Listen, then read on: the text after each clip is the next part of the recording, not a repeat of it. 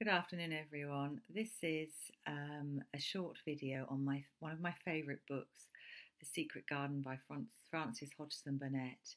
It was first published in book form in 1911, and it's basically become more and more popular over time. It was actually ranked one of the best novels by the British public. And also the Teacher's Top 100 Books, but in America. So it's in 2012, it was ranked number 15 among all-time children's novels. Anyway, the fact is, it's a brilliant book, and it's about a little girl who lives in India with her mum and dad, and her mum's more interested in socialising, and her dad is a military officer, as I recall, and they both die of cholera, and she gets sent back from India to England, and she goes to stay in this house with a man whose wife has died, and he's got a child who's an invalid, and he's so miserable he just leaves them all and goes travelling across Europe and just leaves the child with the servants. And poor Mary, her name is, she ends up living there with them. Um, and she's a very miserable, neglected child. In fact, she effectively suffered from child abuse because her parents never took any notice of her, and she was totally neglected, and she didn't know how to behave. She was a very rude, unpleasant person. Um, and the boy, who's the invalid, is just left in bed all the time, and he's grumpy and bad tempered. And over time, with nature and a garden they find, they are transformed by nature. They are transformed by the outdoors. They're transformed by the love of the community, and particularly by the love of a mother called Mrs. Sowerby, who lives up the road, and she loves all her children beautifully, and the beautiful children pass it on to these poor little orphan children. And it passes on. And actually, it's a spiritual, religious text about the importance of love and nature. That's why I love it. Anyway, the children find this garden, and as they tend it, and it's secret, and it's been abandoned by Colin's mum, who died, I think, at his birth. And so it's been abandoned by the mum, and he's about 14 by now.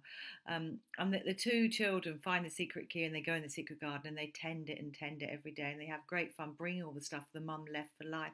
It's sort of symbolic of the importance of the mother and how they leave behind a um, a legacy for their children. And it does celebrate motherhood and matriarchy and the female. It's a very beautiful book.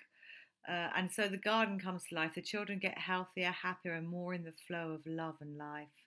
The dad is wandering around Europe all on his own in a sulk because he can't get himself out of it. He's got a classic state of depression. It's really sad. He's just abandoned his child. So he's wandering around Europe and all on his own and more depressed. Okay, so I'm going to start reading here, and then we'll just talk about why it's marvellous, and we'll leave it there. You can read the book on Project Gutenberg. It's free. You don't need to buy it. Read it. It's a brilliant book. Okay. While the secret garden was coming alive and two children were coming alive with it, there you go, there was a man wandering about certain faraway beautiful places in the Norwegian fjords and the valleys and mountains of Switzerland. And he was a man who for 10 years had kept his mind filled with dark and broken thinking. He had not been courageous. He had never tried to put any other thoughts in the place of the dark ones. Naughty man. He had, well, he's damaged, isn't he? He's depressed. He had wandered by blue lakes and thought them. He had lain on mountainsides with sheets of deep blue gentians blooming all about him, flower breath filling all the air, and he had thought them.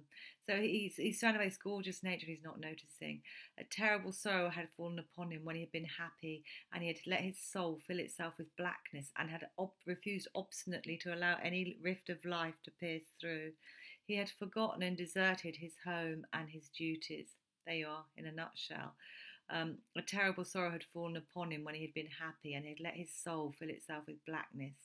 So he's got himself in a cycle of depression, which is anyone can get themselves in, really. And the nature isn't even awakening him out of it. The children have found the garden thousands of miles away in the north of England, and are busy coming alive. But he hasn't He's still wandering around depressed. When he travelled about, darkness so brooded over him that the sight of him was a wrong done to other people, because it was as if he poisoned the air about him with gloom. So it's about your energy, your aura. He was so miserable that people didn't want to be near him. He was sending out this darkness. Most strangers thought he must be either half mad or a man with some hidden crime on his soul. So you can read people, can't you? If you put yourself in neutral and just, really listen and watch people, deeply listen, you can see what kind of people they are. And most strangers kept well away from him. He was a tall man with a drawn face and crooked shoulders. And the name he always entered on hotel registers was Archibald Craven, Misselthwaite Manor, Yorkshire, England. So he is Colin's dad, wandering around, uh, sunk in deep depression. He had travelled far and wide since the day he saw Mistress Mary in his study and told her she might have her bit of earth. So he did see them briefly before he abandoned Mary. So he had to look after, I think it's his sister's little girl, when his sister died of cholera in India, and now he has to look after her. Well, he hasn't, he's just abandoned to the servants. He had been in the most beautiful places in Europe, though he'd remained nowhere more than a few days. He had chosen the quietest and remotest spots. He had been on tops of mountains whose heads were in the clouds, and had looked down on other mountains when the sun rose, and touched them with such light as made it seem as if the world were just being born. But the light had never seemed to touch himself, until one day when he realised that for the first time in 10 years a strange thing had happened. He was in a wonderful valley in the Austin Tyrol, and he had been walking alone through such beauty as might have lifted any man's soul out of shadow. He had walked a long way and it had not lifted his. At last he had felt tired and thrown himself down to rest on a carpet of moss by a stream. It was a clear little stream which ran quite merrily along on its narrow way through the luscious damp greenness. Sometimes it made a sound rather like very low laughter as it bubbled over and round stones. He saw birds come and dip their heads to drink in it, and then flick their wings and fly away. It seemed like a thing alive, yet its tiny voice made the stillness seem deeper. The valley was very, very still.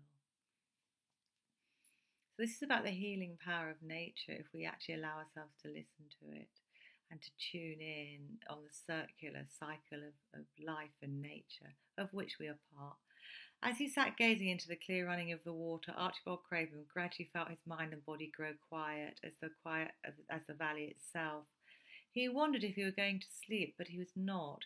He sat and gazed at the sunlit water, and his eyes began to see things growing at its edge.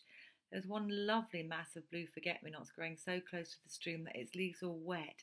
At these he found himself looking as he remembered he had looked at such things years ago. So he starts to remember. He starts to be present. So he's being present with the flowers, and he's starting to come back to himself. He was actually thinking tenderly how lovely it was and what wonders of blue its hundreds of little blossoms were. So he's practicing mindfulness, basically. He did not know that just that simple thought was slowly filling his mind, filling and filling it until other things were softly pushed aside. Gorgeous. It was as if it was sweet, clear spring had begun to rise in a stagnant pool and had risen and risen until at last it swept the dark water away. So he's starting to get in the habit of thinking beautiful, positive things, just starting. And the more you think good, positive things and appreciate things, the more you get this biofeedback that makes you feel better and better and better.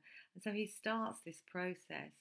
Of course, he did not think of this himself. He only knew that the valley seemed to grow quiet as he sat and stared at the bright, delicate blueness. He did not know how long he sat there or what was happening to him. But at last he moved as if he were awakening and got up slowly and stood on the moss carpet, drawing a long, deep, soft breath and wondering at himself. Something seemed to have been unbound and released in him very quietly.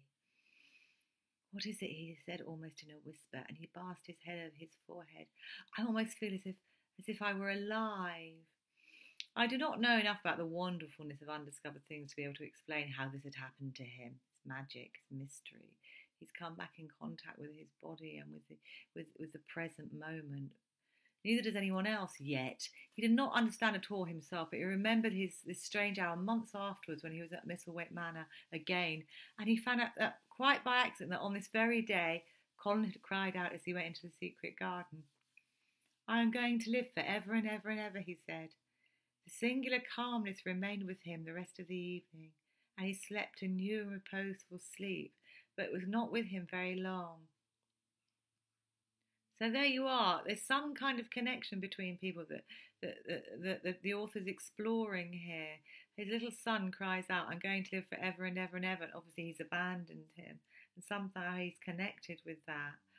Um, yeah, it's almost like as Colin heals, the dad gets the vibes. Anyway, he did not know that it could be kept, but by the next night, he had opened the doors wide to his dark thoughts. They had come trooping and rushing back. He left the valley and went on his wandering way again, so he's back in his dark side. But strange as it seemed to him, there were minutes, sometimes half hours, when without his knowing why, the black burden seemed to lift itself again. He knew he was a living man and not a dead one.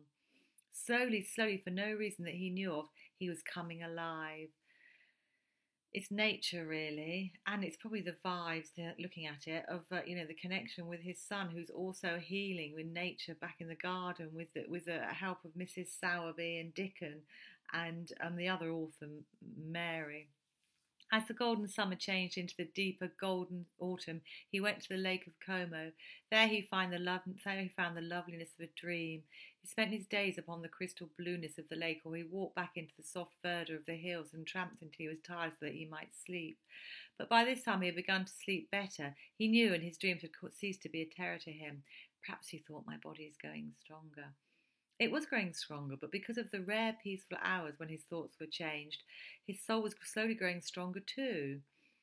He began to think of Misselthwaite and wondered if he should not go home. Now and then he wondered vaguely about his own boy and asked himself what he should feel when he went and stood by the carved four-posted bed again with his invalid son in there and looked down at the sharply chiselled ivory white face while it slept and the black lashes rimmed so startlingly the close-shut eyes. He shrank from it.